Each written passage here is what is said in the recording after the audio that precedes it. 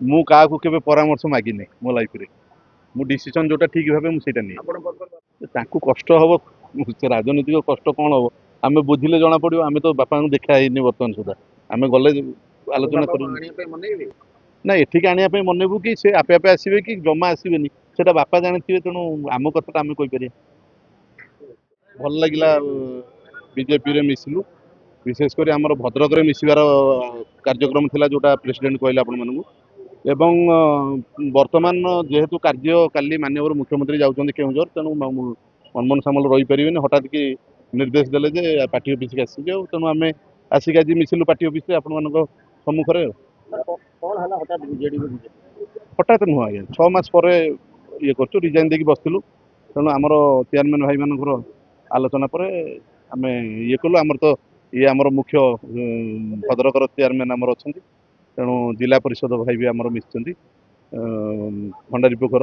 ତେଣୁ ପ୍ରାୟ ସମସ୍ତ ସରପଞ୍ଚ ଯେଉଁମାନେ ବି ମିଶିଛନ୍ତି ଦକ୍ଷ ମିଶିଛନ୍ତି, ସେଇମାନଙ୍କୁ ନେଇକି ହିଁ ବିଜେଡି ଚାଲୁଥିଲା। ତେଣୁ ସେମାନେ ଆଜି କାର୍ଯ୍ୟ କରିପାରିନାହାନ୍ତି ବୋଲି ସେମାନେ ଆଜି ମିଶିଛନ୍ତି ଏବଂ ତାଙ୍କ ସାଙ୍ଗରେ ମୁଁ ମିଶିଛି। ତାଙ୍କୁ ନେଇକିରି ମୁଁ ଆସିନି, ମୁଁ ତାଙ୍କ ସାଙ୍ଗରେ ଆସିକି ମିଶିଛି। ନା କିଛି ଆଶା ବହୁତ କିଛି ମିଳିଛି ବିଜେଡିରୁ। ବାପାଙ୍କୁ ମନ୍ତ୍ରୀ ପଦ ମିଳିଛି, ବାପାଙ୍କୁ ଏମଏଲଏ ମିଳିଛି, ମୁଁ ଚେୟାରମ୍ୟାନ୍ ହେଇଛି, ସାନ ଭାଇ ଚେୟାରମ୍ୟାନ୍ ହେଇଛି। ଆଉ ପୁଣି କଣ ଆଉ ଆଶା ମିଳିଛି? କିଛି ନାହିଁ, କିଛି ନାହିଁ। ଗୋଟେ ନୂତନ ଅଧ୍ୟାୟ ସୃଷ୍ଟି ପୁଣି ତିଆରି ଚାଲିବ ବୋଲି ଭାବିକିରି ଆମେ ବିଜେପିରେ ଆସିଛୁ। ଆଉ ଗୋଟେ ଇନିଂସ ଖେଳ ହବ। ଗଲେ ଗଲେ ଜଣା ପଡିବ।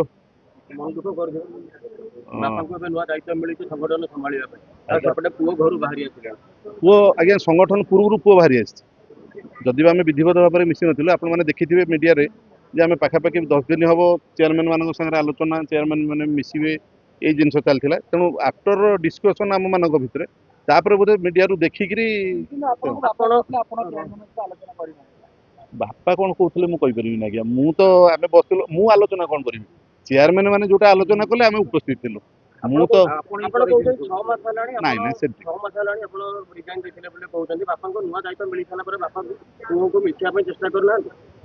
ନାଇଁ, ଆମେ ତ ରିଜାଇନ୍ ଦେଲା ପରେ କେହି ଗୋଟେ ବି କେହି ଫୋନ କଲ୍ ଆସିନି ଆମକୁ। ନା ବାପା ତ କେବେ ପଚାରୁନାହାନ୍ତି ଯେ 6 ମାସ ପରେ କଣ ହବ କଣ ନାହିଁ, କିନ୍ତୁ ଆମକୁ ଦଳ ତରଫରୁ ବି କୌଣସି ପ୍ରକାର ନିଶ୍ଚିତ ନା ନା ଆଶା ମାନେ ମୋର ତ ମୁଁ ତ ମାନେ ନ୍ୟୁଟ୍ରାଲ ହେଇଯାଇଥିଲି 6 ମାସ ହେଲାଣି। ତେଣୁ ବର୍ତ୍ତମାନ ଆମେ ପୁଣି ସମସ୍ତଙ୍କ ସାଙ୍ଗରେ ଆଲୋଚନା କରିକି ଚେୟାରମ୍ୟାନ୍ ମାନଙ୍କ ସାଙ୍ଗରେ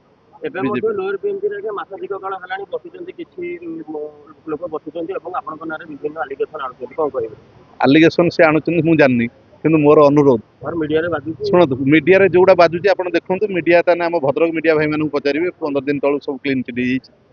ମୋର ଅନୁରୋଧ ଆପଣମାନେ ଟିକେ କଲେକ୍ଟର ଏସ୍ପି ଯଦି ଏ ବାବଦରେ ପଚାରିବେ, ସେ ବେଟର ଆନ୍ସର ଦେଇପାରିବେ କଲେଜ ଉପରେ। ସିଏ କଣ କହୁଛନ୍ତି ଜାଣିନି, ସିଏ କଣ କହୁଛନ୍ତି, କାରଣ ମୁଁ ତ ଏବେ ଅଲଗା ଦଳର ଆସିଲାଣି, ସିଏ ବିଜୁ ଜନତା ଦଳର ଏମଏଲଏ। ସିଏ କଣ କହୁଛନ୍ତି ମୁଁ ଜାଣିନି। ତେଣୁ ସଞ୍ଜୀବ ଭାଇ କଣ ପାଇଁ କହୁଥିବେ ସେ ବୁଝିଥିବେ, କୋଉ ଇଞ୍ଜିନିୟରିଂ କଲେଜର କଣ ମୁଁ ଜାଣିନି। କିନ୍ତୁ ଇଞ୍ଜିନିୟରିଂ